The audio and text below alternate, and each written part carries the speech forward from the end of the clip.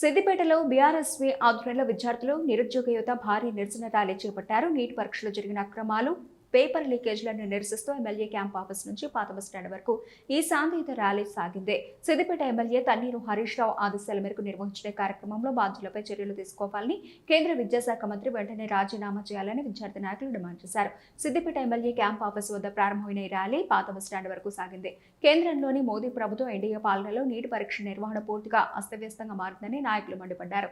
ఒకే పరీక్షా హాల్లో పరీక్ష రాసిన 150 మందికి సేమ్ మార్కులు రావడం వెనుక పెద్ద కుంభకోణమే ఉందన్నారు. ఈ అక్రమాల వల్ల తీవ్ర మనస్తాపానికి గురై దేశవ్యాప్తంగా దాదాపు 22 మంది విద్యార్థులు ఆత్మహత్యలు చేసుకుని ప్రాణాలు కోల్పోయారని ఆవేదన వ్యక్తం చేశారు.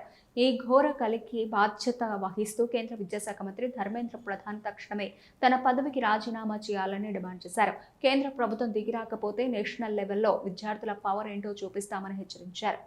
శాసనసభ్యులు శ్రీ తన్నీరు హరీష్ రావు గారి ఆదేశానుసారం ఈరోజు సిద్దిపేట జిల్లా భారత రాష్ట్ర సమితి విద్యార్థి పక్షాన ఈరోజు శాంతియుత నిరసన ర్యాలీ చేయడం జరుగుతుంది.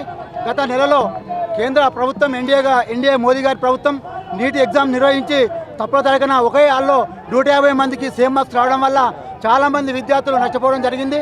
దాదాపుగా ఈ దేశంలో 22 మంది విద్యార్థులు ఆ రోజు సూసైడ్ చేసుకొని చావడం జరిగింది. దీనికి బాధ్యత వహిస్తూ కేంద్ర విద్యాశాఖ మంత్రి తక్షణమే ధర్మేంద్ర ప్రధాన్ రాజీనామా చేయాలని డిమాండ్ చేస్తూ ఈరోజు భారత రాష్ట్ర సమితి విద్యార్థి పక్షాన సిద్దిపేట జిల్లా పక్షాన ఈరోజు నిరసన కార్యక్రమాన్ని చేయడం జరుగుతుంది. లేని పక్షంలో విద్యార్థి పవర్ అనేది నేషనల్ పవర్. ఒకవేళ మీరు శాంతియుతంగా మా నిరసనను తెలియజేస్తా ఉన్నాం. ఒకవేళ మీరు ఇట్లా ధర్మేంద్ర ప్రధాన్ తోటి రాజీనామా చేయించకపోతే విద్యార్థి పక్షాన ఈరోజు మా తెలంగాణ రాష్ట్రంలో ఉన్నటువంటి రెండు కేంద్ర మంత్రి పదవులు ఉన్నటువంటి బండి సంజయ్ కావచ్చు కానీ లేకపోతే కిషన్ రెడ్డి కావచ్చు కానీ వాళ్ళ పదవులకు రాజీనామా చేసి స్వచ్ఛందంగా విద్యార్థులకు సంఘీభావం ప్రకటించాలని చెప్పేసి